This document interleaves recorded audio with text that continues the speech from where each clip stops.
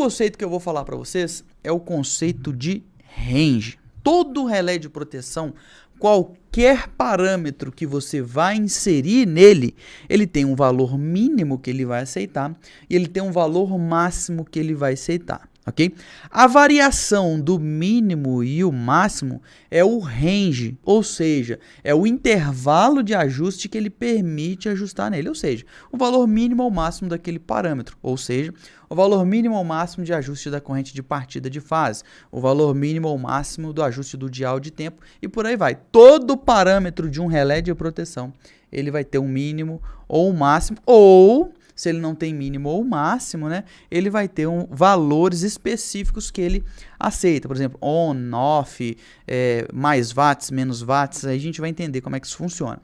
Dentro de toda essa faixa do ajuste, o relé de proteção, pelo fato dele ser um sistema digital e não analógico, ele é um sistema que ele trabalha em passos, em degraus. Então, quando a gente vai fazer o ajuste do relé de proteção, a gente consegue navegar desde o mínimo até o máximo, porém, eu não consigo colocar qualquer valor entre esse mínimo e esse máximo dentro de um parâmetro.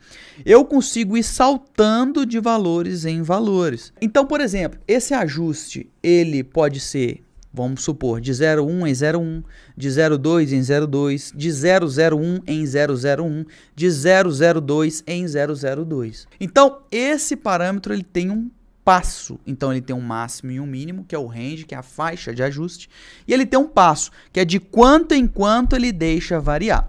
E o passo tem uma coisa interessante, que um relé de proteção, ele pode ter, alguns relés têm somente um passo, por exemplo, do valor mínimo ao valor máximo, ele vai variar de 0,1 em 0,1, ou seja, eu consigo ajustar nele 0,1 de ajuste, 0,2. E se ele tem um máximo de 6, eu consigo ajustar até 5,9, que ele varia de 0,1 em 0,1. Então, eu consigo ajustar 5,5, 5,6, 5,7, 5,8. Dentro disso daí eu não consigo porque não faz parte do passo dele.